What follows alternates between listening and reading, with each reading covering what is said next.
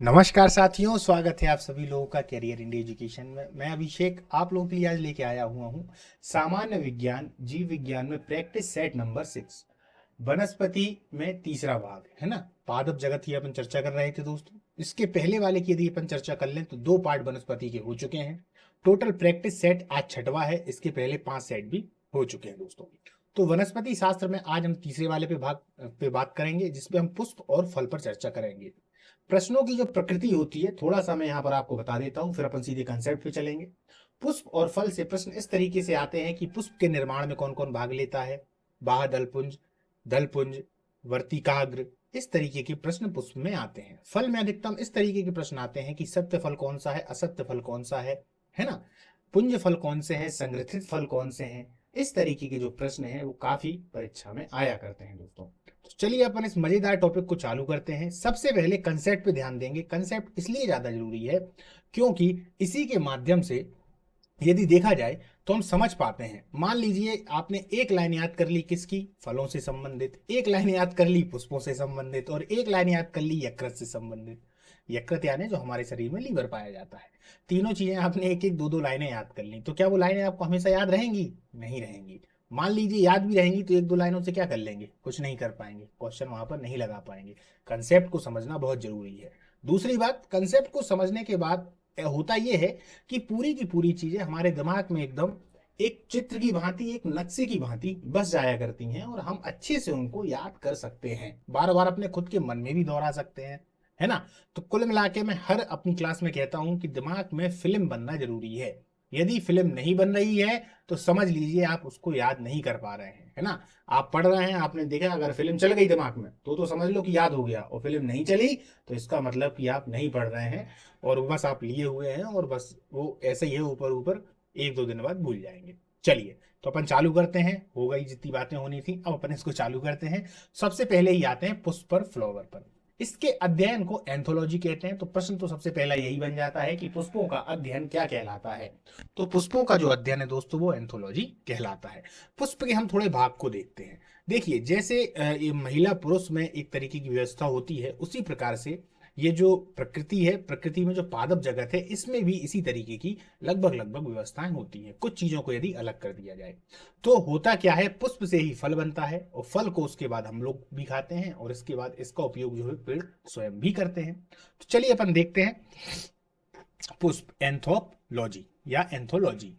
इसमें होता क्या है दोस्तों, ये पूरा जो बनाया गया है ये है पुष्प, ठीक है। पुष्प में हम सबसे पहले भागों को देखते हैं। 2 भाग होते हैं। एक होता है मादा, जिसे हम जायांग बोलते हैं। ये देखिए ऊपर क्या बोलते हैं, मादा या जायांग। एक को बोलते हैं हम नर, जिनको हम बोलते हैं पुमंग। पुमंग, ये अंगी बिंदी है, याद रखिएगा। तो मादा जायांग में कौन कौन पाया जाता है, सबसे पहले देखें। ये देखिए मैंने यहाँ पे मादा से भी डिकोड कर दिया है, यहाँ पर स्त्री केसर भी लिख दिया है, तो आप लोग यहाँ से समझ जाइएगा। सबसे पहला होता है वर्तिकाग्र। क्या होता है, वर्तिकाग्र। ये वर्तिकाग्र फूल के बीच वाले भाग का सबसे ऊंचा वाला भाग है, इसी को हम बोलते हैं वर्तिकाग्र। ये जो आप देख रहे हैं ना, ये वाला भाग वर्तिकाग्र है। ये जो ऐसी डंडी गई है इसको बोलते हैं वर्तिका यानी स्टाइल। क्या बोलते हैं, स्टाइल, वर्तिका, क्लियर। और ये जो बीच वाला भाग है दोस्तों, ये जो बीच वाला भाग है, ये वाला भाग, इसको हम क्या बोलते हैं, इसको हम बोलते हैं अंडाशय या बोलते हैं ओवरी। तो ये तीन मुख्यतः मादा जायांग में फूल में पाए जाते हैं। क्लियर हो गया। तो यहाँ की तीन चीजों को अपन ने क्लियर कर लिया। प्रश्न आता है कि अंडाशय के ऊपर वाले भाग को क्या कहेंगे, तो वर्तिका कहेंगे। वर्तिका के ऊपर वाले भाग को क्या कहेंगे, तो वर्तिकाग्र कहेंगे। प्रश्न आता है कि निषेचन मुख्यतः कहां पर होता है, तो ये जो अंडाशय है ओवरी, यहीं पर होता है। ठीक है, अभी अपन निषेचन पे आने वाले हैं, किस तरीके से होता है फर्टिलाइजेशन।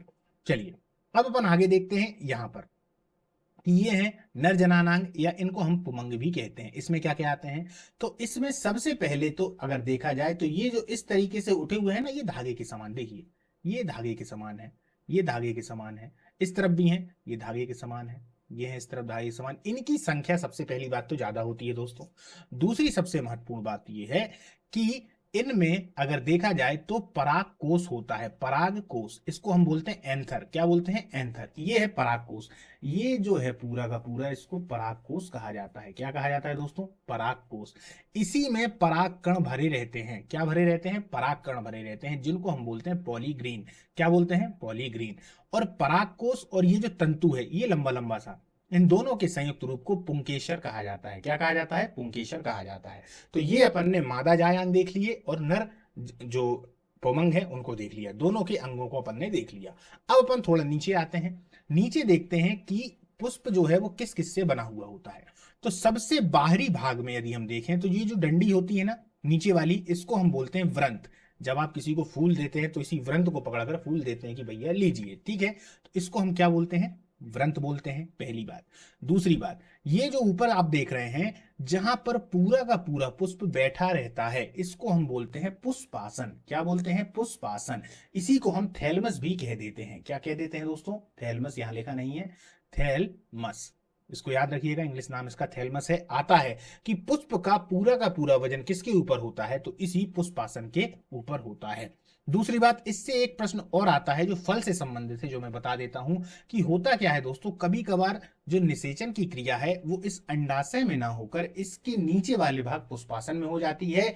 इसी को आगे चलकर एक तरीके से देखा जाए तो अनिषेक फल भी कह दिया जाता है ना। और उन्हीं को असत्य फल भी कहते हैं। ठीक, चलिए अब आगे देखते हैं। ये जो आप भाग देख रहे हैं दोस्तों, ये वाला भाग, ये हमेशा हरे कलर का होगा। कैसा होगा? हरे कलर का होगा। इसी को बोलते हैं बाह्य दलपुंज, कैलिक्स। बाह्य दलपुंज ये किस कलर का होगा? हरे कलर का। यहां से मैं हरा कलर चूज कर लेता हूं और आपको बता देता हूं ताकि आप लोग अच्छे से समझ पाए। ये हो गया हरा कलर, ठीक। तो ये वाला जो भाग है दोस्तों, ये हमेशा हरे कलर का होगा। ये भी हरे कलर का होता है, जो पुष्पासन होता है ये हरे कलर का है, ठीक है। प्रश्न आता है कि बाह्य दलपुंज का कलर कैसा होता है? इसको कैलिक्स बोलते हैं। कलर एक तो हरा होगा। ये कब काम में आता है? आप लोगों ने देखा होगा जब गुलाब रहता है तो वो एक तरीके से कली के रूप में होता है, इस तरीके से कली के रूप में होता है ना, और हल्का सा ऊपर पर खुला हुआ होता है। तो ये जो बाहर वाले हैं ना, ये बाहर वाले, इसी को हम बोलते हैं बाह्य दलपुंज। बाह्य दलपुंज। होगा क्या? जब धीरे धीरे फूल का विकास होता है तो विकास के बाद यही दलपुंज इस तरीके से बाहर निकल आते हैं। फिर कुछ समय के बाद ये लटक जाते हैं नीचे की तरफ, है ना, और फूल खिल जाता है। तो ये जो बाहर लटक गए हैं यही बाह्य दलपुंज कहलाते हैं। तो प्रश्न आता है कि बाह्य दलपुंज का कलर कैसा होता है? तो दोस्तों हरा होता है, ठीक है। चलिए अब अपन आते हैं दलपुंजों पर। दलपुंज क्या है? दलपुंजों का रंग हमेशा रंग बिरंगा होगा। दलपुंज किसको कहेंगे? ये जो अंदर का भाग है दोस्तों, देखिएगा, यहां से मैं कलर चेंज करता हूं क्योंकि ये रंग बिरंगा होता है। ये वाला जो भाग है, जो कली था अभी, अब कुछ समय के बाद इस तरीके से बढ़ जाता है। बढ़ जाता है कि नहीं बढ़ जाता है? जब आप देखते होंगे किसी गुलाब को लेके यादों में खोए हुए हैं तो एक एक पत्ती को निकालते फिर रहे हैं, वो जो आप पत्ती को निकालते फिर रहे हैं वही है दलपुंज। इसी को बोलते हैं क्रॉलेला, क्रॉला, ठीक है। ये होता है दलपुंज। क्लियर? अब ये जो दलपुंज होते हैं ये रंग बिरंगे होते हैं। प्रश्न आता है कि इनका कलर कैसा होता है? तो रंग बिरंगे। हर किसी के अलग। गुड़हल के अगर आप पेड़ फूलों को देखेंगे तो लाल होता है। गुलाब तो न जाने कितने कलरों में आता है, पिंक भी होगा, गुलाब भी होगा, पीला भी होगा, येलो भी होता, कहीं कहीं तो ब्लैक रोज भी देखे गए हैं, है ना। वो सब हाइब्रिड होते हैं। तो ये हो गया समझ में। अपन को समझ में आ गया कि मुख्यतः चार अंग पाए जाते हैं, पुमंग, जायंग, बाह्य दलपुंज और दलपुंज। क्लियर? चार चीजें हो गई। अब अपन देखते हैं कि इसमें अगर देखा जाए तो फूल जो है इससे फल बनता कैसे है। फलों के अध्ययन को हम पोमोलॉजी कहते हैं। क्या कहते हैं दोस्तों? पोमोलॉजी। यहां मैं लिखे देता हूं, बार बार प्रश्न पूछा जाता है। पोमोलॉजी ये होता है फलों का अध्ययन, ठीक है। चलिए, पोमोलॉजी ये हो गया, एंथोलॉजी ये हो गया। दो प्रश्न यहां से आपके क्लियर हो गए। अब मैं आप लोगों को बताता हूं कि जो फल है उसका निर्माण किस तरीके से होता है। देखिए, होता क्या है, फल निर्माण से पहले उन्हें एक क्रिया से गुजरना पड़ता है जिसे निषेचन की क्रिया कहते हैं। ये जो अंदर वाला भाग आप देख रहे हैं, ये वाला भाग, ये कहलाता है अंडाशय, है ना। इसमें ऑलरेडी तीन अंडे हमेशा रहते हैं। कितने रहते हैं? तीन अंडे हमेशा रहते हैं। ये जो बाहर वाला आप भाग देख रहे हैं जिसको हमने अभी परागकोश पढ़ा, इस परागकोश में परागण हमेशा रहते हैं।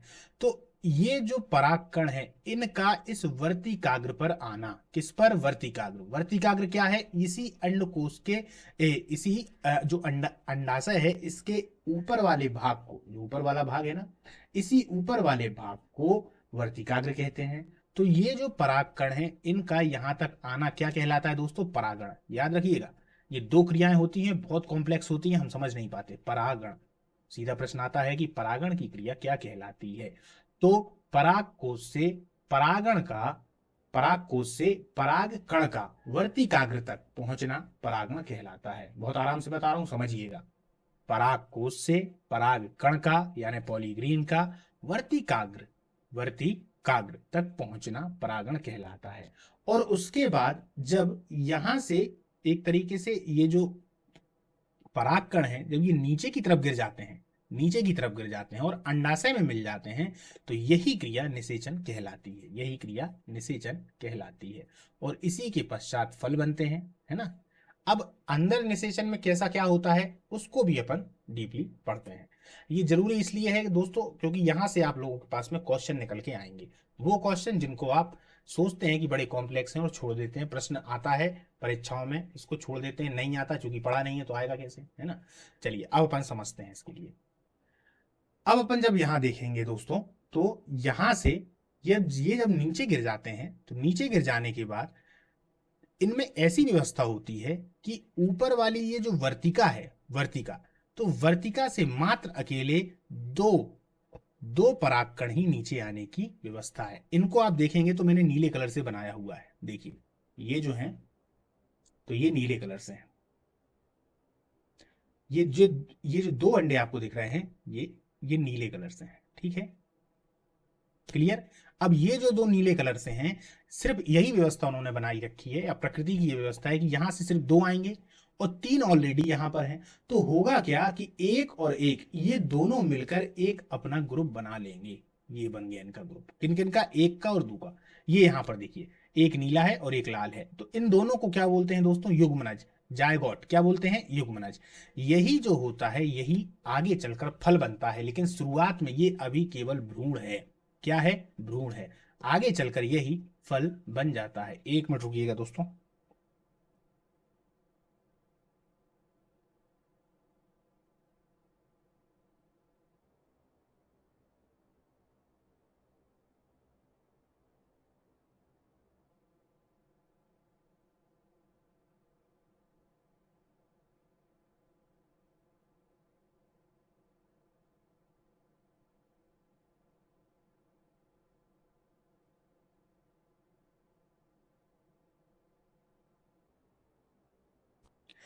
चलिए दोस्तों, एक कॉल आ गया था। चलिए, तो अब अपन देखते हैं अपन कहाँ तक आ गए थे। अपन आ गए थे युग्मनज तक। तो यहाँ पर मैं थोड़ा इसको मिटा देता हूँ ताकि आप लोगों को समझने में आसानी हो। देखिए, अपन ने कहाँ तक चर्चा कर ली थी? अपन ने चर्चा कर ली थी कि ये जो दो हैं ये आपस में मिल जाएंगे, और आपस में मिल जाने के बाद में एक और दो, ये दोनों जब आपस में मिल जाते हैं, ये और ये, तो ये अपना एक ग्रुप बना लेते हैं। एक ग्रुप बन गया तो इसी को बोलते हैं युग्मनज। शुरुआत में ये दोनों अलग अलग थे तो उनको बोला जाता था युग्मक। याद रखिए, नाम एक ही जैसे हैं पर अगर देखें तो एक में जा है और एक में का है, तो ये दोनों अलग अलग हैं। तो ये क्या कहलाते हैं? दोनों जब अलग अलग थे तो इनको बोलते हैं युग्मक, यानी गैमेट। क्या बोलते हैं? गैमेट। ये नीचे मैंने लिख रखा है, दो अलग अलग हैं दोस्तों, प्रश्न आते हैं इसीलिए इतना बता रहा हूं। युग्मक, तो ये दो अलग अलग हैं, क्लियर। और जब ये युग्मनज हो गए, आपस में मिल गए, तो इनको क्या बोलने लगे? Zygote, zygote. और यही जायगोट जब और बड़ा हो जाता है, विकसित हो जाता है, तो इसी को बोलते हैं भ्रूण यानी एम्ब्रॉय। क्या बोलते हैं? एम्ब्रॉय। लेकिन ये वाली बात तो समझ में आ गई, आ गई ना। युग्मनज हो गया, आगे चलकर भ्रूण बनेगा। पर ये तीन का क्या हुआ? बाकी ये जो तीन बचे इनका क्या हुआ? तो दोस्तों ये भी अपना एक ग्रुप बना लेते हैं, और ये वाला जो ग्रुप बनता है ये बन गया ग्रुप। अब ये इन्होंने जो अपना ग्रुप बनाया, इस वाले ग्रुप को क्या बोलते हैं? भ्रूण कोश। अब आप ये बताइए, मान लीजिए यहां पर एक ग्रुप बना, तो ग्रुप ने फल बना लिया। भाई फल को पोषण देने के लिए भी तो कुछ चाहिए। तो प्रकृति की ऐसी व्यवस्था है कि एक ये और दो ये, तो ये तीनों मिलकर, यानी एक नीला वाला और दो लाल वाले, दो लाल वाले कौन है? अंडाशय के हैं। और एक जो है वह किसका है? वह एक तरीके से देखा जाए तो जो ऊपर से आया हुआ है, परागकण है। अब इन तीनों से मिलकर भ्रूणकोश बन जाता है, जिसको इंडोस्पर्म कहा जाता है। जब तक फल रहता है तब तक ये उसके पोषण का कार्य करता है, यानी कि उसके खाने वगैरह की व्यवस्था करता है। जिस प्रकार से एक तरीके से अगर देखा जाए तो माँ के पेट में बच्चा होता है तो उसका भी पोषण किया जाता है, उसी तरह प्लेसेंटा के द्वारा, उसी तरीके से इसका भी पोषण होता है। तो हमने यहाँ से क्या देख लिया, युग्मनज। युग्मनज क्या कहलाते हैं, इंग्लिश में हम इनको जायगोट कहते हैं। तो ये जब दो आपस में मिल जाएंगे तब होंगे, आगे चलकर यही भ्रूण बन जाता है, एम्ब्रॉय हो जाता है, और ये भ्रूणकोश।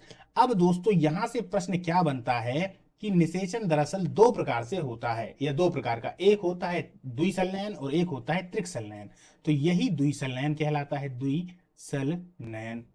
और एक जो दूसरा होता है वो होता है त्रिक संलयन। कौन सा, त्रिक संलयन। क्लियर, अब आप लोगों को ये क्लियर हो गया होगा, यहां तक आप लोगों को पूरी बातें समझ में आई।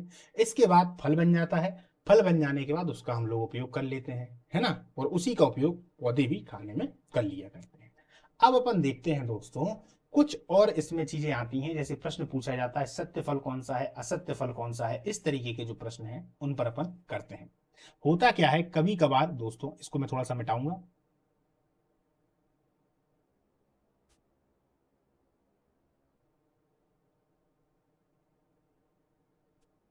देखिए होता क्या है,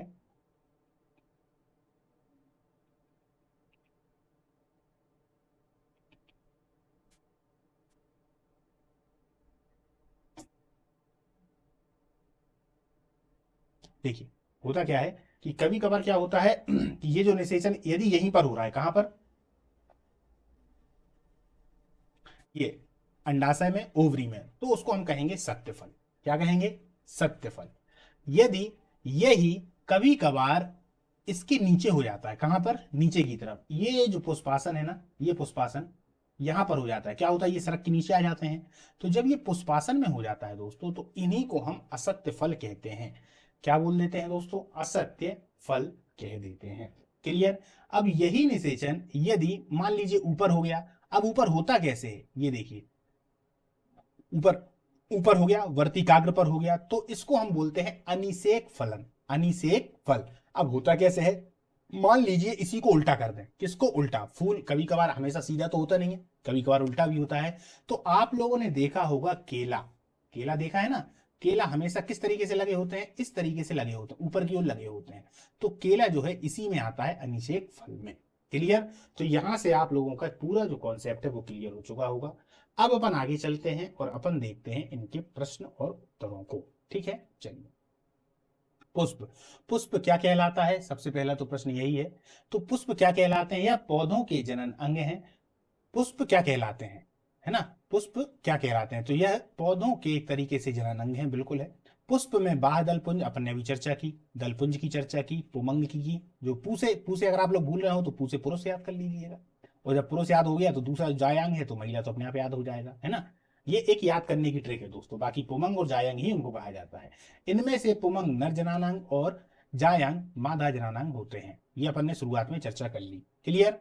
पराग कण कहाँ पाए जाते हैं, तो कहां पर पाए जाते हैं, पुंकेसर में, पुंकेसर में। अब ये अपन ने चर्चा की थी, पराग कण थे, है ना। पुंकेसर किस में पाए जाते हैं, ये जो पुंकेसर है वो किस में पाए जाएंगे, पुमंग में। भाई पूरे मादा जायांग को ही तो अपन ने कहा था, तो पूरे पुमंग में पुंकेसर हो गया। जायांग क्या कहलाता है, एक ये प्रश्न है। पुष्पों का मादा जनानांग, इसमें अंडाशय होगा सबसे मुख्य, फिर वर्तिका होगी, ये अंडाशय था इस तरीके से, फिर एक वर्तिका थी ये ऊपर की ओर गई हुई, फिर इस तरीके से ऊपर भी एक संरचना थी जिसको हमने वर्तिकाग्र कहा था। ये हो गया क्या, अंडाशय, ये क्या हो गया, वर्तिका, और ये क्या हो गया, वर्तिकाग्र। ठीक है, चलिए आगे चलते हैं। परागण कितने प्रकार का होता है, दो प्रकार का है। कितने, दो प्रकार का, एक होता है स्वपरागण और एक होता है पर परागण। अब इसको और एक बार देख लीजिए, वहीं चलूंगा दोस्तों। ये अपन लोगों ने यहां पर लिखा था कि स्वपरागण और पर परागण, ये देखिए, स्वपरागण और पर परागण। ये जो है दोस्तों, इसका सीधा सीधा मतलब है कि ये जो यहाँ पर परागकण है, वर्तिकाग्र तक पहुंचने के लिए कोई माध्यम तो चाहिए ना यार, अपने आप थोड़ी ना पहुंच जाएगा, कुछ तो हो। तो प्रकृति ने अब क्या व्यवस्था कर रखी है, प्रकृति ने ऐसी व्यवस्था कर रखी है कि भौरों और तितलियों को आप लोगों ने देखा होगा, इनके जो पैर होते हैं उनके पैरों में एक तरीके से चिपचिपा पदार्थ लगा होता है। उस चिपचिपे पदार्थ में ये फंस जाते हैं या चिपक जाते हैं, और इसके बाद जब इन्होंने यहाँ पर रस चूस लिया, रस चूसने के बाद जब वर्तिकाग्र पे आए तो वहां पर वो आ गए और अपने आप वो नीचे की तरफ आ गए। लेकिन खाली क्या ये जो परागण होता है, ये जो परागण है, क्या ये परागण खाली इन्हीं से होता है? मतलब कि जैसे कीट कीट हो गए, ये हो गए, क्या और किसी से नहीं होता? नहीं दोस्तों, ये हवा से भी होता है, मनुष्यों के द्वारा भी होता है। मान लीजिए आप कहीं जा रहे हैं, गेंदा का फूल आपने देखा, आपको बड़े अच्छे लगे, आपने एक फूल को लिया और सभी में से हाथ लगा दिए, तो आपके हाथ के परागण दूसरे उसमें चले गए, फिर तीसरे पे चले गए। तो इस तरीके से वहां भी पूरी एक तरीके से निषेचन वाली जो परागण वाली क्रिया थी वो पूरी हो चुकी। क्लियर? तो इसी तरीके से, या फिर ये जानवरों के माध्यम से भी होता है। आप लोगों ने सुन रखा होगा जो हाथी है, हाथी हाथी जो सबसे बड़ा पुष्प पाया जाता है रेफलेसिया, रेफलेसिया लगभग 40 किलो का फूल होता है। उस 40 किलो के फूल में क्या करता है, वो उसके अंदर के भाग को चूस लेता है, चूस लेने के बाद में बाहर के भाग को चूसेगा और उसी अपनी ही सूंड से अंदर वाले भाग को भी चूस लेगा। तो क्या होता है, इतने बड़े फूल में जो है पराग कण वो हाथी के माध्यम से उसके अंदर चले जाते हैं और वहां फल बन जाता है। आप लोगों ने सुन रखा होगा। अभी अपन इसकी चर्चा भी करेंगे आगे वाले क्लासों में कि सबसे बड़ा पुष्प कौन सा है, सबसे छोटा पुष्प कौन सा है। तो उसी में से एक रेफलेशिया होता है, उसमें हाथी ये काम करता है। तो ये हमने परागण को देख लिया कि परागण किस किस तरीके से होते हैं, कीटों के माध्यम से होते हैं, मनुष्यों के माध्यम से होते हैं, हवा के माध्यम से होते हैं, जल के माध्यम से भी होते हैं। याद रखिएगा, यदि जल है तो जल भी यहां से वहां जा रहा है तो परागकण यहां से वहां चले जाते हैं। ठीक, अब ये दो प्रकार का होता है, एक होता है स्वपरागण और एक होता है परपरागण। पर परागण, स्वपरागण क्या होता है दोस्तों, मान लीजिए एक ही पेड़ है, ये एक पेड़ है, इस पेड़ में एक फूल यहां लगा हुआ है, एक फूल यहां लगा हुआ है, तो यहां का परागकण यहां पहुंच गया तो ये कहला देगा स्वपरागण, स्वपरागण। अब मान लीजिए दो पेड़ हैं, एक यहां लगा हुआ है, एक यहां लगा हुआ है, इस पे भी बहुत सारे फूल लगे हुए हैं, इस पे भी बहुत सारे फूल लगे हुए हैं। यहां का कोई भी मधुमक्खी बैठ गई या फिर कोई कीट बैठ गया, यहाँ के परागण को जब वो यहाँ ले आया तो ये पर परागण कहलाता है। प्रश्न आता है, बहुत इंपॉर्टेंट प्रश्न है कि स्वपरागण ज्यादा सही होता है पर परागण? तो दोस्तों पर परागण ज्यादा सही होता है, क्योंकि पर परागण से अलग अलग एक तरीके से देखा जाए तो दोनों के, चूंकि इसके भी कुछ जो एक तरीके से इनके भी जो कुछ जो लाभदायक इनकी एक विशेषताएं होंगी वो इसमें आ गई, और इसकी भी अपनी थी, तो इनसे तीसरी चीज पैदा हो जाती है, तो इसीलिए पर परागण को ज्यादा अच्छा माना जाता है। चलिए आगे चलते हैं, समझ में आ गया होगा आपको। ठीक, परागण की क्रिया क्या कहलाती है, यहां से आप समझ गए स्वपरागण और परपरागण। पराग कोश से पराग कण का निकलकर अंडक के वर्तिकाग्र पर पहुंचने की क्रिया ही परागण है। अभी अपन ने पढ़ लिया। निषेचन की क्रिया कहां पर होती है, तो दोस्तों वर्तिकाग्र और अंडाशय दोनों में। बहुत इंपॉर्टेंट प्रश्न है, सीजीएल में बार बार ये प्रश्न आता है दोस्तों। वो कहते हैं निषेचन की क्रिया कहाँ है, लड़का सीधा अंडाशय पे लगा देता है, वर्तिकाग्र को देखता ही नहीं है, वो सोचता है एक ही जगह होती है। वर्तिकाग्र पर भी हो जाती है, जो वर्तिकाग्र पर होती है उसी से केला बन जाता है दोस्तों, है ना। हाँ, निषेचन क्या कहलाता है, तो परागनली बीजांड में प्रवेश करके बीजांड काय को भेदती हुई भ्रूण कोश तक पहुंचती है और पराग कणों को वहां छोड़ देती है। इसके बाद एक नर युग्मक एक अंड कोशिका से संयोजन करता है, इसे निषेचन कहते हैं। निषेचित अंडे युग्मनज कहलाते हैं। जो अपन ने बताया, दो ऊपर से आएंगे, तीन ऑलरेडी रहेंगे, ये जो दो होंगे ये आपस में ग्रुप बना लेंगे, ये तीन आपस में ग्रुप बना लेंगे, ये हो जाता है भ्रूण कोश, ये हो जाता है भ्रूण, भ्रूण कोश इस भ्रूण का पोलन पाषण करता है और यही आगे चलकर फल बन जाता है। क्लियर? आगे चलते हैं। अब आप लोगों को समझ में आ रहा होगा, पढ़ने ही मजा आ रहा होगा। आवृत्त बीजी में निषेचन किस प्रकार होता है, तो त्रिक संलयन, जो मैंने आप लोगों को बताया था। और आवृत्त बीजी को छोड़कर अन्य पौधों में निषेचन किस तरीके से होगा, तो द्विसंलयन। क्लियर? अनिषेक फल किसे कहते हैं, कुछ पौधों में बिना निषेचन हुए ही अंडाशय से फल बन जाता है। इस प्रकार बिना निषेचन के, सुनिए, कुछ पौधों में बिना निषेचन हुए ही अंडाशय से फल बन जाता है। इस प्रकार बिना निषेचन के फल के विकास को ही अनिषेक फलन कहते हैं। साधारणतः इस प्रकार के फल बीज रहित होंगे, जैसे केला, पपीता, नारंगी, अंगूर, अनानास। अभी बताया था ना अनिषेक फल। चलिए वहीं पर पहुंच जाते हैं फिर से। इसी को उल्टा कर दीजिए, ये जो पूरा बनाया हुआ है ना, यही मान लीजिए उल्टा कर दें। जब हम उल्टा कर देंगे तो ये जो परागकण है ये अंदर तक जा ही नहीं पाएंगे, ये ऊपर ही निषेचन कर लेंगे, ये भी तो उसी के पास में आ जाएंगे, ये भी धड़क के ऊपर चले जाएंगे, तो यहीं से फिर केला वगैरह बन जाएंगे। ठीक है, तो यही अनिषेक फलन कहलाते हैं। ठीक है, और असत्य फल कौन सा है, फिर से बता देता हूं, ये जो यहां पर हो जाता है असत्य फल। असत्य फलों में एक तरीके से देखा जाए तो दल पुंज, बाह्य दल पुंज सभी कुछ चिपक जाता है, तो उनकी जो ऊपर वाली परत होती है वो बहुत मोटी होती है। जैसे एक देखा जाए तो कटहल जो होता है, आप लोगों ने देखा होगा, कटहल हो गया है ना, और आप लोगों ने देखा हो अनानास, इनकी जो एक तरीके से देखी जाए तो जो ऊपर वाली परत होती है बहुत मोटी हो जाती है दोस्तों। ठीक है, चलिए,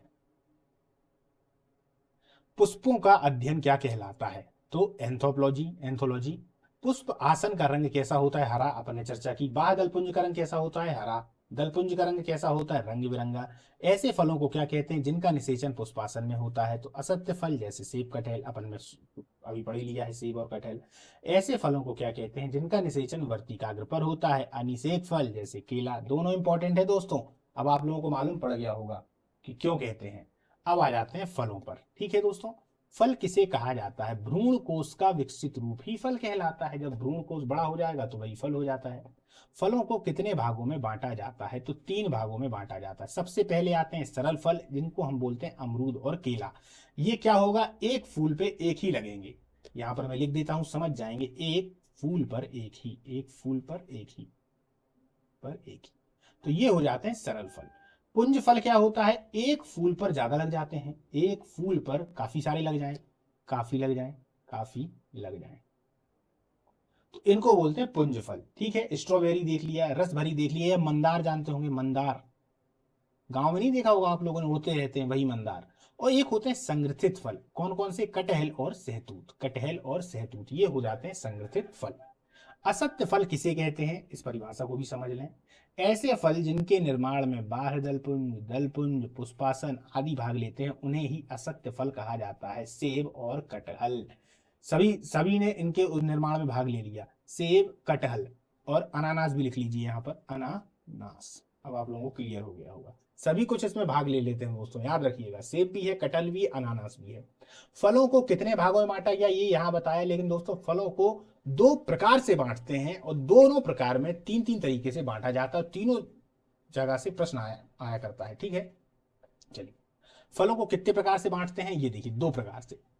एक तो बांटते हैं निषेचन के आधार पर, और एक बांट देते हैं आकार के आधार पर। तो एक होता है सत्य फल, अपन ने पढ़ ही लिया। 95% फल सत्य फल होते हैं जिनका निषेचन अंडाशय में होगा। असत्य फल यदि हम चर्चा करें तो एक असत्य फल होते हैं, और एक होते हैं अनिषेक फल। अभी अपन लोगों ने देखा अनिषेक फल। ठीक, आकार के आधार पर अगर देखें तो एक होते हैं सरल फल, एक होते हैं समूह फल। ये वाले जो है इसको अपन पहले देख चुके हैं। ये देखिए सरल फल। पुंज फल जो दूसरा है उसी को हम यहाँ पर क्या कह देते हैं? समूह फल या पुंज फल, यानी कि जो समूह में है बहुत सारे हैं। और संग्रथित फल जो हो जाते हैं वो हो जाते हैं। ठीक है, चलिए, अब अपन ने दोनों प्रकार के देख लिए, निषेचन के आधार पर भी देख लिए और आकार के आधार पर भी देख लिए। ठीक है, अनिषेक फल का मतलब है जिनमें निषेचन हो ही नहीं पा रहा है, मतलब वर्तिकाग्र पर निषेचन हो रहा है। कहां पर? वर्तिकाग्र पर हो रहा है। क्लियर है? असत्य फल को अगर देखा जाएगा तो असत्य फल कौन से वाले हो जाते हैं? असत्य फल वो हो जाते हैं जिनका निषेचन जो है पुष्पासन में हो गया। तो यहां पर मैं लिखे देता हूं ताकि आप भूलें नहीं, पुष्पासन, पुष्पासन, और ये वर्तिकाग्र, वर्तिकाग्र। क्लियर? चलिए आगे चलते हैं। अब देखते हैं कुछ फल एवं उनके खाने योग्य भाग। ये प्रश्न दोस्तों बार बार आता है। सेब और नाशपाती में खाने योग्य भाग्य क्या है? तो पुष्पासन। सेब और नाशपाती में खाने योग्य भाग्य कौन सा होता है? पुष्पासन। अब आप लोग सभी चीजों को समझ चुके हैं, अब अगर आप लोग देखेंगे तो अपने मन से इसके आंसर लगा देंगे। सेब और नाशपाती पुष्पासन, अभी बताया ना, सेब और नाशपाती क्या होगा? पुष्पासन। क्योंकि इनमें इनमें अगर देखा जाए तो कौन सा होता है? तो इनमें अगर देखा जाए तो एक तरीके से ये सत्य फल होते हैं।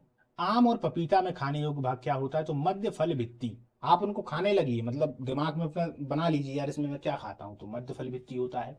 अरे मान लीजिए इस तरीके से आम है, ये इसको बाह्य फल भित्ति कहते हैं। ये अंदर वाला भाग मध्य कहलाता है, और एकदम ये वाला भाग बीज वाला कहलाता है। ठीक है, तो बाह्य, मध्य, इसी तरीके से प्रश्न आते हैं। देखिए, अमरूद, अंगूर, टमाटर, खाने योग्य भाग कौन कौन सा होता है? हम क्या क्या खाते हैं? फल भित्ति, यानी उसके अंदर का भाग ये है फल भित्ति, जो बाहर वाली हो गई।